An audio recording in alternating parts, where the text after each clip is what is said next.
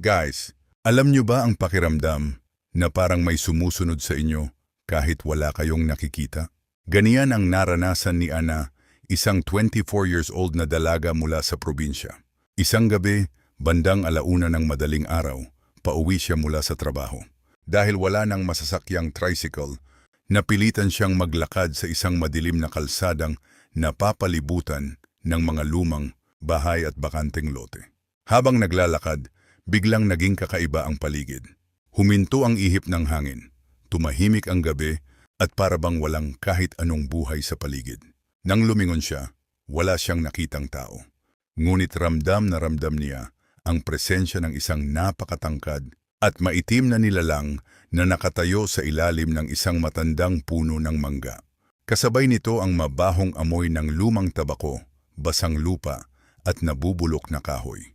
Mula noon, tila nagsimula ang kakaibang panliligaw. Tuwing uuwi si Ana sa parehong oras, lagi niyang naaamoy ang parehong amoy. Madalas din siyang makarinig ng mabibigat na yabag sa likuran niya, ngunit kapag lilingon siya, wala namang tao. Sa kanilang bahay, madalas niyang makita ang isang malaking anino na nakatayo sa ilalim ng puno sa kanilang bakuran. Nakatitig lamang sa kanya habang lumilipas ang mga araw. Lalo siyang nanghina.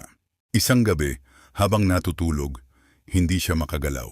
Ramdam niya ang matinding bigat sa kanyang dibdib. Maya-maya ay may malamig na bulong siyang narinig sa kanyang tainga. Nang bahagya niyang maimulat ang kanyang mga mata, nakita niya ang isang malaking anino na tila nakaupo sa ibabaw niya. Pagkatapos noon, unti-unting nagbago ang kanyang ugali. Naging tahimik siya, madalas nakatulala, at kung minsan ay nagsasalita, gamit ang mababa at malamig na tinig na hindi niya sariling boses. "Akin ka na," sabi niya minsang nakatitig sa kanyang ina. Isang gabi, bigla siyang nagwala. Sumisigaw siya habang nanginginig ang buong katawan at ibinabato ang mga gamit sa loob ng kwarto. Nagsusulat pa umano siya ng mga kakaibang simbolo sa dingding. Dahil sa takot, nagpatawag ang pamilya ng isang matandang albularyo. Pagdating nito, sinabi niyang isang kapre ang di umano'y kumapit kay Ana.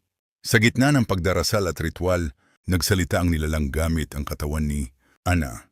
Sinabi nitong matagal na umano nitong nililigawan ang dalaga at ayaw pa nitong umalis.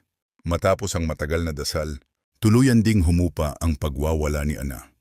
Bago mawala ang presensya, nag-iwan pa umano ito ng babala na babalik kapag muli siyang dumaan sa ilalim ng puno.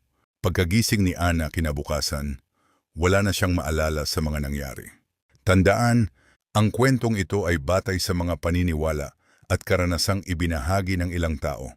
Totoo man o hindi, paalala itong maging maingat sa pag-uwi lalo na sa 10 oras ng gabi at igalang ang mga lugar na matagal nang may mga alamat at kwento.